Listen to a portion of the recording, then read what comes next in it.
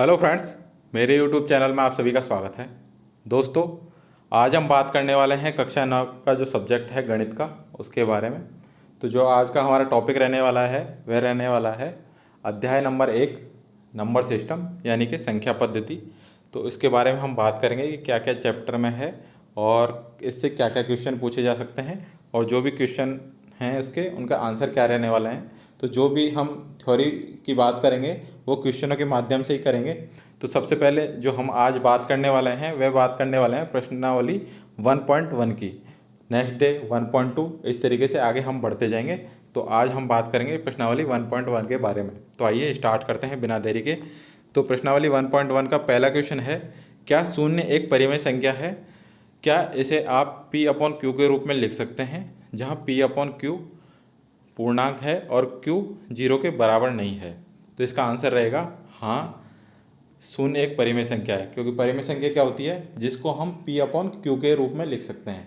तो 0 को हम p अपॉन क्यू के रूप में लिख सकते हैं। ये देखिए 0/1, 0/2, यानी कि 0/0 के अलावा हम कुछ भी 0 में भाग देंगे, 1, 2, 3, आगे बढ़ते जाइए, कुछ भी भाग दे दीजिए, इसमें आपका आंसर 0 ही आएगा। लेकिन 0 में 0 का भाग मत दीजिए, ये डिफाइन नहीं होता है।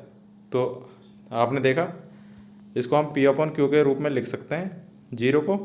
तो इसका मतलब हमारा आंसर होना चाहिए हाँ, हाँ शून्य एक परिमेय संख्या है।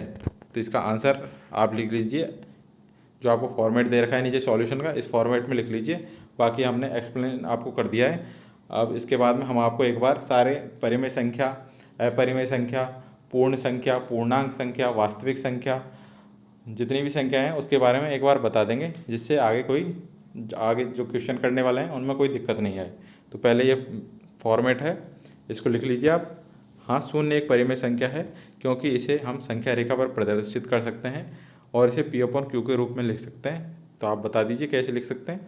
0 को पी अपॉन क्यू के रूप में व्यक्त करने पर 0/1 प्राप्त होता है, जहाँ पी बराबर 0 और क्यू बराबर 1 है। और हमने क्या नहीं लिया है, 0 बराबर क्यू बराबर हमने 0 नहीं लिया है, क्यू नॉट इक्वल टू 0 है। आप क्यू की जगह 1 के अलावा कुछ भी ले सकते हैं, जैसे कि हमने बताया इस क्वेश्चन में क्यू 1 माना है। अब देख लीजिए, परिमेय संख्या की यहाँ बात हो गई। अपरिमेय संख्या क्या होती है जिसको हम पी अपॉन क्यू के फॉर्मेट में नहीं लिख सकते, वो होती है अपरिमेय संख्या। पूर्ण संख्या होती है, पूर्ण संख्या वो होती है, देखिए एक बार लाइन बना देते हैं हम। ये देखिए संख्या रेखा की लाइन, संख्या रेखा आप सभी को पता होना चाहिए। मिडिल में होता है 0, इधर 1, 2, 3, ऐसे बढ़ती जाती है संख्याएं आगे। इधर -1, -2, -3, ऐसे इधर बढ़ती जाएंगी। तो पूर्ण संख्या की बात कर लेते हैं हम। तो पूर्ण संख्या होती है 0 से लेके पॉजिटिव संख्या तक, तो 0 से बढ़ती जाएंगी, वो पूर्ण संख्या होती हैं। और पूर्णांक संख्या की बात करें, पूर्ण प्लस अंक, पूर्णांक संख्या मतलब ये पूरा के पूरा उसमें कवर होगा, -b और +b, वो पूर्णांक संख्या हो जाएगी। और वास्तविक संख्या क्या होती है? वास्तविक संख्याओं में परिमेय संख्याएं भी आती हैं, अपरिमेय संख्याएं भी आती हैं, और सब कुछ उसके अंदर आ जाता है। तो अब बढ़ते हैं क्वेश्चन नंबर 2 की तरफ। ये देखिए क्वेश्चन नंबर 2 है, 3 और 4 के बीच में 6 परिमेय संख्या ज्ञात कीजिए। कितनी ज्ञात करनी है? 6 परिमेय संख्या। तो ऐसे सवालों को कैसे करते हैं, आपको जितनी संख्याएं पूछी हैं ज्ञात करने के लिए उसमें 1 जोड़ दीजिए। 6 पूछी हैं तो 6 में 1 जोड़ दीजिए, क्या आया? 7। अब जिन जिन के बीच में पूछिए, 3 और 4 के बीच में पूछिए आपसे, तो इन दोनों में ऊपर नीचे 7 से मल्टीप्लाई कर दीजिए। ऊपर क्या आया? 21/7, और नीचे क्या आया? ओ सॉरी, सेकंड क्या है? 28/7। देखिए नीचे तो 7 सेम रहेगा, ऊपर 21 है और इधर 28 है, तो इनके बीच में क्या क्या संख्या आ रही है?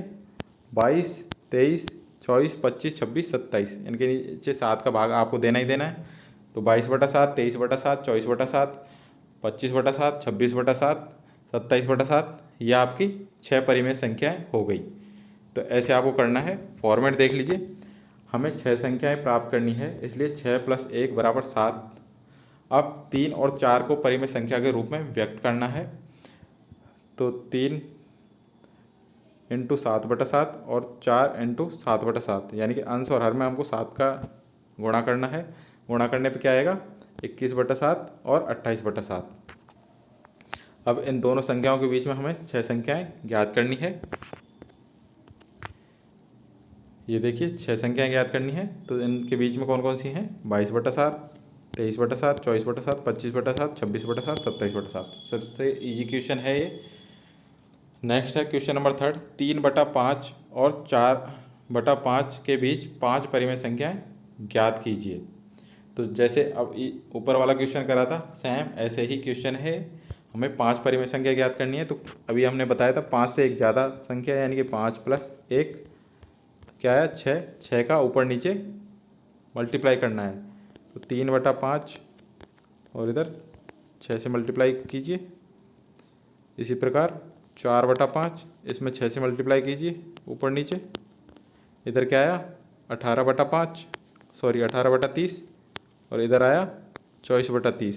तो नीचे हर तो समान रहेगा, ऊपर संख्या चेंज हो रही है। 18 से 24 जाना है हमें, 18 और 24 दे रखा है, तो बीच में क्या आया, 19/30, 20/30, 21/30, 22/30 और 23/30। ये हमारी 5 परिमेय संख्या हो गई।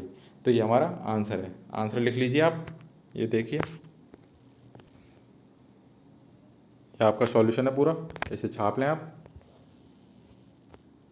और घर पे प्रैक्टिस करते रहें इनकी। आपके एग्ज़ाम अगस्त में होंगे, तो उनमें ये प्रश्नावली आएगी, तो इसलिए ढंग से देख लें। आगे बढ़ते हैं क्वेश्चन नंबर 4 की तरफ। ये देखिए क्वेश्चन नंबर 4, जिसमें आपको बताना है यह कथन सत्य है या असत्य, और साथ में कारण भी बताना है आपको कि आपने अगर सत्य बोला है तो वो क्यों बोला है, असत्य बोला है तो क्यों बोला है। तो पहला है, प्रत्येक प्राकृत संख्या एक पूर्ण संख्या होती है। अभी हमने आपको बताया एक पूर्ण संख्या क्या हुई, 0 से लेके अनंत तक पॉजिटिव संख्याएं होती हैं। पूर्ण संख्या 0 से लेके अनंत तक। तो प्राकृत संख्या क्या हुई, प्राकृत संख्या 1 2 3 4 5 से लेकर अनंत तक, यानी कि प्राकृत संख्या हुई 1 से अनंत तक, और पूर्ण संख्या हुई 0 से अनंत तक।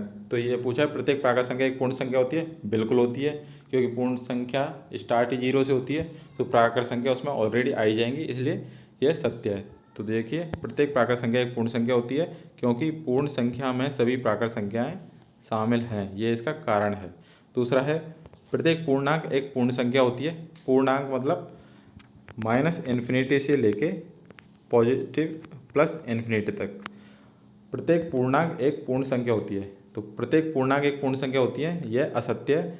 इसकी जगह ये होना चाहिए था, प्रत्येक पूर्ण संख्या एक पूर्णांक संख्या होती है, क्योंकि पूर्ण संख्या 0 से अनंत तक होती है, जबकि पूर्णांक संख्या -∞ से +∞ तक। तो यह असत्य है।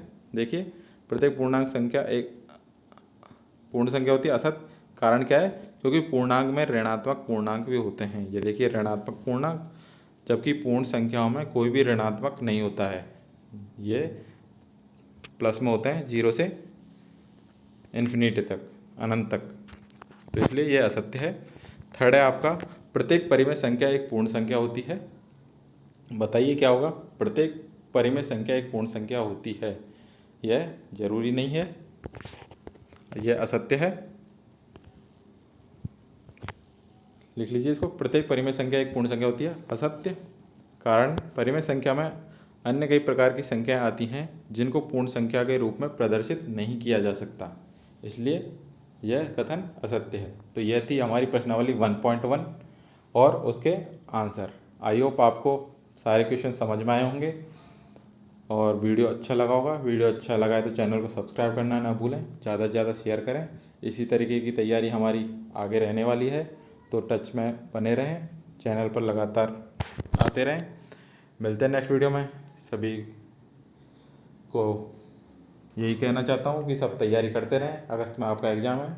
मिलते हैं नेक्स्ट वीडियो में। Thank you.